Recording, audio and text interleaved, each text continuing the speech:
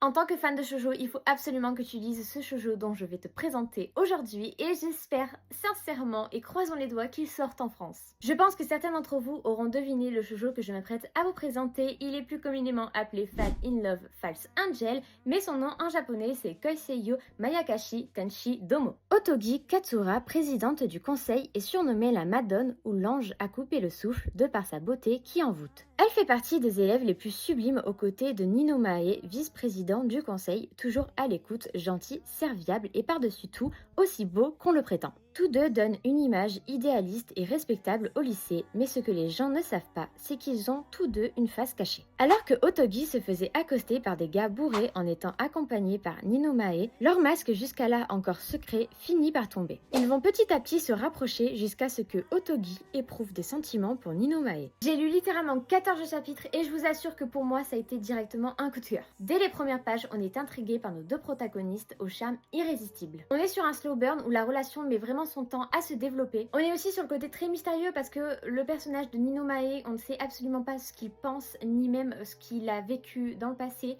parce qu'il reste vraiment très vague au sujet de lui-même. Même notre protagoniste féminine Otogi, on ne sait absolument pas son passé, on sait ce qu'elle pense et d'ailleurs elle a une énorme estime d'elle-même, elle a vraiment de la confiance. Là on est littéralement sur une héroïne qui est complètement sociable mais rappelez-vous qu'elle a un visage caché. On a aussi l'impression qu'elle s'aime énormément et rappelez-vous, la première chose qu'il faut faire, c'est de s'aimer soi-même. C'est vraiment très important avant d'aimer les autres. Et du coup, ce qui fait qu'on apprécie énormément notre protagoniste, c'est le fait qu'elle découvre pour la première fois l'amour, ce que c'est d'aimer quelqu'un et son premier amour, c'est très important également. Elle est littéralement déterminée et prête à tout pour faire tomber amoureux d'elle, Nino Mae. Et surtout, ce que j'aime voir dans cette œuvre, c'est littéralement le slow burn que nous propose l'œuvre et la mangaka, sachant que la relation met vraiment son temps et c'est ce que j'apprécie le plus parce qu'on a le temps de découvrir nos protagonistes et de voir un petit peu l'évolution et potentiellement les voir peut-être un jour en couple, sachant qu'on ne sait absolument pas grand chose sur le personnage de Nino Mae, on ne sait absolument pas ce qu'il pense, ce qu'il ressent,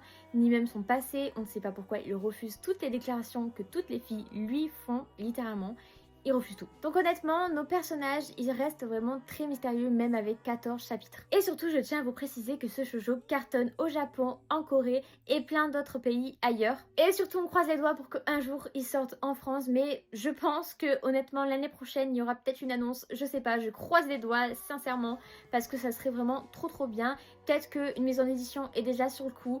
On n'en sait rien. Si jamais, voilà, si jamais vous voyez ce TikTok, bah, pensez que tout le monde le réclame. Non, je vous garantis que tout le monde le réclame. Si cette vidéo t'a plu, n'hésite pas à t'abonner, sachant que je compte faire plusieurs présentations de shoujo qui ne sont pas encore éditées.